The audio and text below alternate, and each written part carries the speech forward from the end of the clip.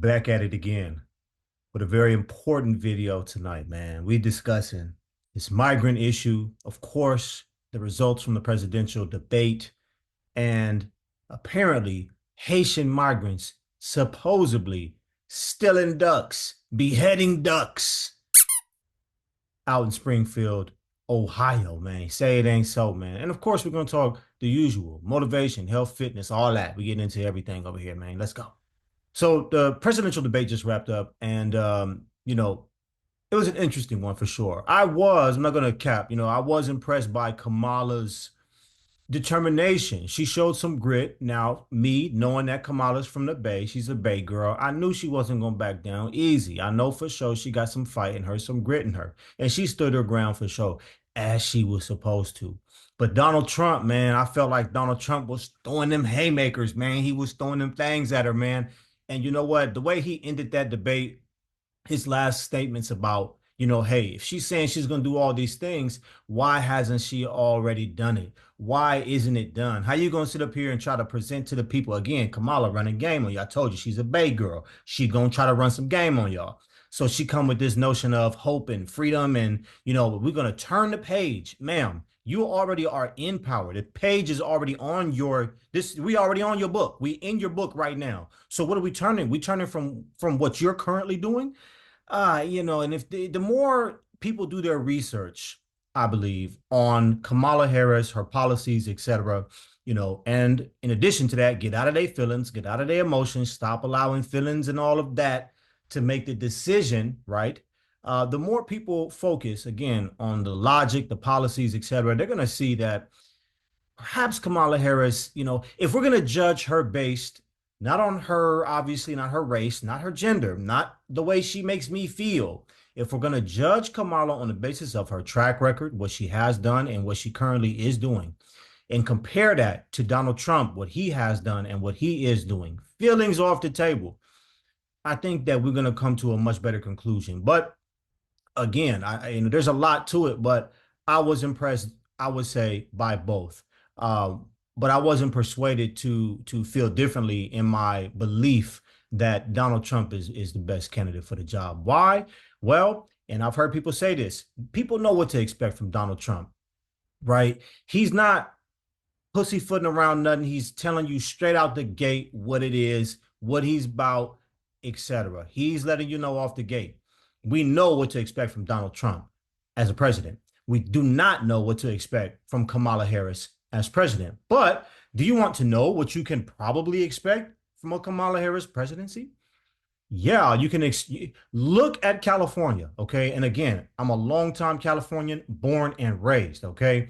And I love this state, man. I love the state of California, beautiful place.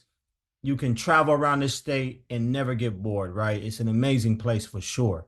But everyone who's from California knows that the politics of this state, man, they've been lackluster for a very, very, very long time. And it's the same issues over and over and over again. The same issues that Donald Trump is talking about, from illegal immigration, homelessness, failed economic plans, etc. These are all the problems that we see as well in California. So if you want to know what you can expect from a Kamala Harris presidency, look at California and the politics of it. Look at the homelessness and the issues that we have there. Look at the record levels of illegal immigration and how that has impacted the communities, including drugs, including the population. Understand that at one point in time, California was a Republican state. Okay, but the influx of migration, illegal immigration, of course, is a big part of that. And then the children that they birth being given birthright citizenship has flopped, politically speaking, this state from a Republican to basically a Democratic state as far as the eye can see. Now, there are certain pockets of California that are definitely Republican, but by and large, California is definitely Democrat, and I don't see that changing anytime soon. So, are you ready? Are you ready, man? Are you ready for what? Are you ready for migrants to come knocking at your door, demanding the ducks? What are you going to do? Okay, what are you going to do when a migrant, When you open the door to your house and a migrant is sleeping on your patio, on your porch, in your backyard, hunting for ducks in your swimming pool, what are you gonna do? Right? And we like to think Americans have this thing where, well, not Americans, but just people have this thing where we think that somebody else's problem could never become ours until that problem is barking down your doorstep, right? So again, I ask you, what are you going to do when it's coming for you? Well, here is the reality of the situation. Most people find themselves between a rock and a hard spot. I found myself there, where there's things happening that are clearly a violation of the law, and you want to use force physically to intervene in a situation, but you don't want to run the risk of basically going to jail or of even having any blemish on your record whatsoever. You want to deal with situations in a way that is legal but is also firm. So what you actually need is for the laws in your community to stand in the gap for you, to fight for you, to be there for you, to have your back, to understand basic common sense, right? That people don't get to just come in my backyard and steal my ducks, right? Mr. Migrant, I don't give a damn what's going on in Venezuela or wherever you're coming from. You don't get to sleep on my patio and think that I'm not going to come out there and deal with you for real. Like, there's just certain levels of respect and of basic quality of life that we must have, hands down, no questions asked. And the law must be on our side with regards to these things. But unfortunately, what the people of Ohio and lots of places, sanctuary cities in particular, have they found themselves in a situation where the laws of the land, which are stamped and co-signed by the politicians of those lands, do not defend them, do not stand up for them, do not help them. Contrarily, therefore, the help and benefit of the person who's sleeping on your porch, the person at your park trying to, boy, behead a duck and take them out there to your neighbor's backyard and, you know what I'm saying, get to barbecuing and some more stuff. This is a problem. This is a problem. So, with no further ado, I'm going to go ahead and share my screen and we're going to see. I haven't seen this video. We're going to watch this video and see what's going on with this man talking about Haitians stealing ducks. What? Despicable. All right. I'm 28 years old and I'm a social media influencer and I just be on TikTok and stuff. I do YouTube. All right. So this young brother, man, 28, he does TikTok, YouTube, etc. If y'all know his handle, his channel name, etc., be sure to share it in the comment section, man. I have a lot of respect for this young man going up here and doing what he's doing. You know, the merger between social media and politics. And it's a powerful thing to see, a young brother out here doing what he's supposed to be doing. It's a beautiful thing. You know, they always say the black man is not doing this, that, and the third. So here is a young man who's putting in the work, man, and it shows. And I'm sure this brother, when he went up here to speak, he had no idea that his message and what he was getting ready to say was going to go viral, such as this, but he went and did it anyway. And so, again, man, salutes to this man for doing what's right. And we're going to continue on. I'm going to hear what he has to say about this. I think it's like kind of odd that like a guy like me has to come out from doing what I do on a daily basis to have fun because I see what's going on in these streets and I see you guys just sitting up there in them comfy chairs and suits and I'm getting out here every day and I'm broadcasting this and you guys are just sitting up there in suits or something. Like I really challenge you guys to get out here and do something. These Haitians are running into trash cans. They're running into buildings. They're running into, they flipping cars in the middle of the street.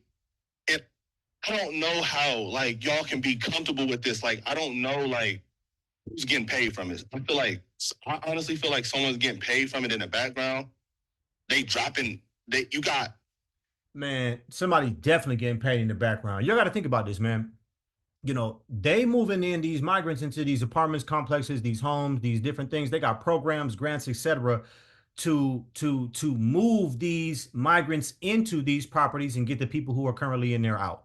Right? They're incentivizing, okay, moving certain people into certain areas. Okay, this is all by design. I don't think that any of this is by chance, man. Y'all have to remember, again, I'm from California. I said it.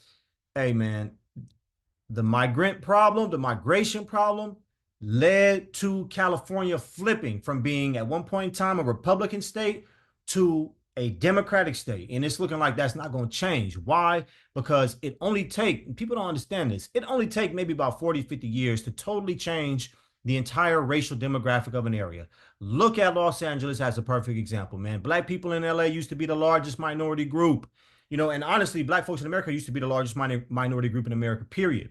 But with the influx of migrants, migration, et cetera, particularly into the LA area, they're able to flip those chairs. And now a lot of those people and their descendants, et cetera, are sitting on these city council chairs. And who do you think they're fighting for the best interest for? Do you think they're fighting for the best interest of all people of LA? Or do you think that some of their policies lean towards the migrants, et cetera? Do the math for yourself. A bunch of people on the bus getting dropped off at a gas station to come down here.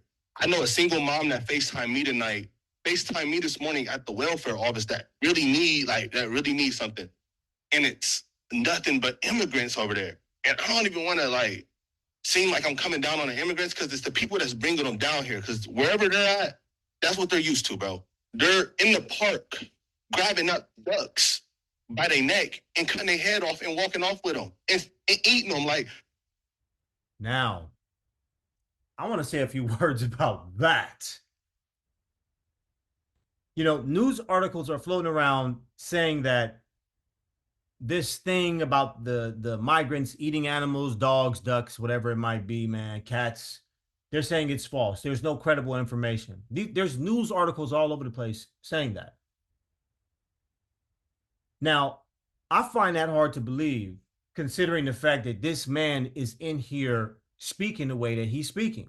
Like somebody saw something happened. I doubt that he's just making this story up completely. Okay. Like they say, where there's smoke, there's fire. So again, is it confirmed? No, it's not confirmed. But here it is coming from the horse's mouth. Somebody saying that this is what certain groups of people are doing. Okay. In this case, the Haitians, the migrants from Haiti are doing. Now, is it widespread? Probably not. Some desperate migrant, I can see it. Like some desperate migrant, like, oh, there's a duck.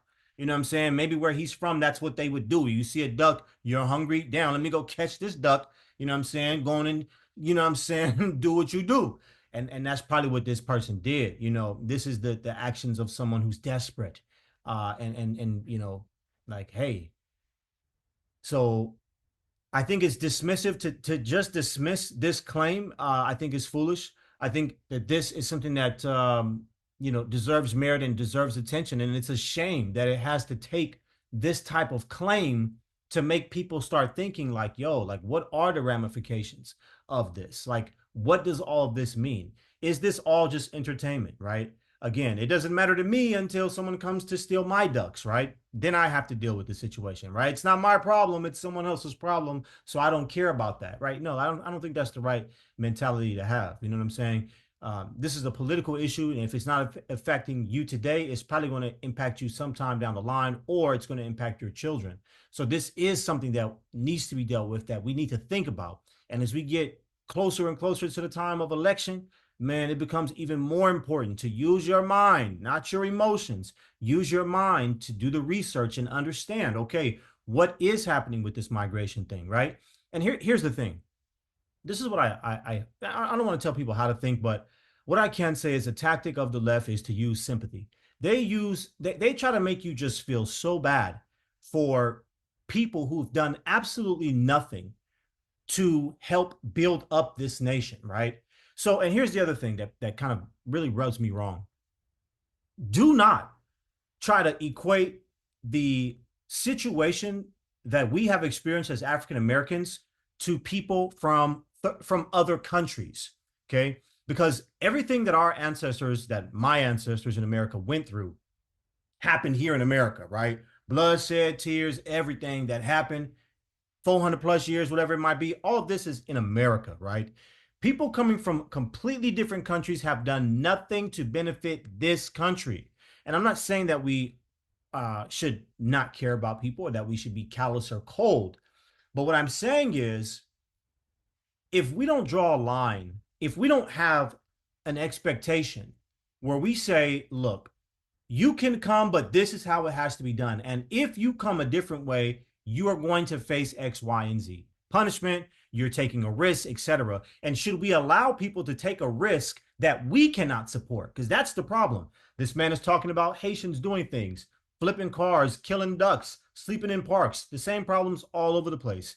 Well, it's because we're trying to provide a solution for people that we really cannot support, that we really cannot sustain. Can America sustain taking in all of North and South America and ultimately people from all over the world? Can we afford to take in the poor from all over the world? And the answer to that is hell no, obviously, right? So at some point, we need to draw a line. And I think that we're well beyond that point of needing to draw it. We're at emergency mode now. And if we weren't, these types of conversations wouldn't even be being had. But let's continue. Y'all get the Highway State Patrol down here every week, and then y'all get like a task force for the Highway State Patrol, and they look for guns and they look for dope and this and that and the fourth. That same people that y'all got riding up and down Limestone doing U-turns, pulling people over for blinkers and pulling people over for like going left to center and like a couple miles over, like y'all can take them same people, the Highway State Patrol, and you can take them in every single one of their silver Chargers and Dodge Durangos, and y'all can take them to Sunset. And y'all can park them right over there, and y'all can teach people how to drive. Since the Highway State Patrol knows so much about traffic laws and know what to do in traffic, they need to. Y'all pay them. They can go over there and teach these Haitians how to drive because it's getting bro. I'm getting thousands of views on these, and it's going to get bigger, and it's only going to get worse. And y'all sitting up there in these chairs, all y'all need to get out here and do something. Y'all making hundreds of thousands of dollars. Y'all need to put on a t-shirt and some Crocs, and then y'all need to come out here in these streets, and y'all need to go out here and come out here before the police is. Benefits for immigrants is a plan for disaster. Why? Because word get around fast. Oh, they giving benefits in America. Oh, the American dream is over here. So people from all over the world are going to come to America for the benefits, right? You create a problem that you can't solve for everyone. Should illegal immigrants, now I'm not talking about legal immigrants, I'm talking about undocumented people be eligible for freaking driver's license, work permits, free healthcare, free sex changes, as Donald Trump was saying? Hell nah. I don't support that. I don't support our tax dollars going to these things. And I don't support people who don't speak our language trying to get forced, like assimilated by force into our society. It doesn't even make sense. And in a lot of instances, these people are not even getting assimilated into our society. Our society is actually assimilating to them. Imagine that. Like, how backwards is that, man? It's crazy. Like, y'all need to do something, bro. Y'all really got to stand on business. Y'all getting paid all this money just to wear a suit and sit in a chair. I think it's crazy, bro. We got to do something, bro. It's kids out here getting hurt. Like, only reason I even went on here and said something about it is because somebody told me they walking from the school and a Haitian almost ran into them. And who is getting paid? Like, how much money is y'all really getting paid, like, to bring them over here? Like, I know it's deeper than them. I know that's where they come from, and that's what they do. That's their country. I don't know what they got going on over there, but they can't do that over here. And if y'all just getting paid from it and then y'all ain't doing nothing about it, I think that's super weird, bro. Y'all got to stand on business. Y'all got to really, like, step up. Like, it's lame, bro. Like, for real. Thank you for your comments. Do you think they care?